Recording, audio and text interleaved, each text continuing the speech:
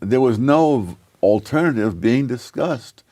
My first job was as a Western Union messenger. And I would come home on some nights, I would take the Fifth Avenue bus, which cost all of 15 cents in those days. But I figured I'd splurge now and then. And I would drive, it would go all the way up Fifth Avenue, past all these Lord and Taylor and all these fancy places. And then I would cross 57th Street past Carnegie Hall and down Riverside Drive, and that was sort of the Gold Coast area. And then as I came across this long viaduct that turned into 135th Street, suddenly there were the tenements. And I wondered, why is this? I mean, it's so different. And nothing in the schools or most of the books seem to deal with that. And Marx dealt with that. So it's like winning an election when there's only one person running. So then what was your wake up to what was wrong with that line of thinking? Facts.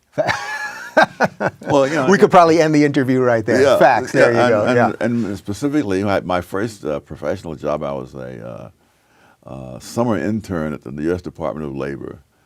And I realized from dealing with these people that the U.S. Department of Labor, one of my biggest concerns was about minimum wages. It has been for a long time.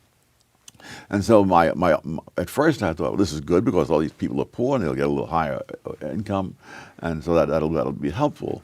And then as I studied economics, I began to see, well, there's a downside. They may lose their jobs completely. So that is that.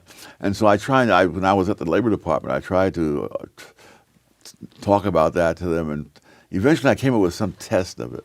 And when I came up with this test, how we might test this, I was waiting to hear congratulations, you see, that I had this. And I could see these people were stunned. They said, oh, this idiot has stumbled on something that will ruin us all. Wow. You know? And I realized the U.S. Department of Labor had its own agenda and interests. And that did not necessarily mean that whether poor people lost their jobs for minimum wages or got higher pay was their highest priority. Yeah. How much longer did you last at the department? That was really the turning point. Yeah. And then I began to see that all these government agencies and whatnot, they have their own institutional incentives. And you cannot say that the government will step in and do what's right for these people and whatnot, because they'll do what's right for themselves. Born during the Great Depression in rural North Carolina, in a home with no electricity, Sowell was orphaned when he was just a toddler. Taken in by a distant relative, he grew up in New York City's Harlem neighborhood. An unruly teen, he was obviously intelligent and obviously full of anger. The latter initially overwhelmed the former. He dropped out of high school, left home at age 17, and lived in a shelter for homeless boys, where he kept a knife under his pillow at night for protection.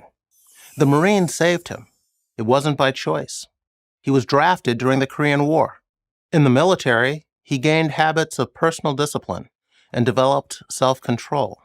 He taught pistol shooting and learned photography, which became a lifelong hobby. After leaving the Marines, he went to college on the GI Bill, eventually graduating from Harvard and doing additional studies at the University of Chicago under the guidance of the legendary economist Milton Friedman. He began his intellectual journey as a committed Marxist, but soon reached a life-altering conclusion. Marxism didn't work.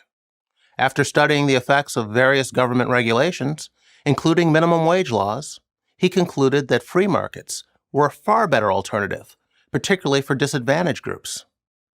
Many attempts at redistributing wealth, he later wrote, have ended up redistributing poverty. In the 1960s and 70s, Sowell taught economics at Amherst, Cornell, and UCLA, distinguishing himself as one of the country's top experts on economic history. Since 1980, he's been a senior fellow at the Hoover Institution at Stanford.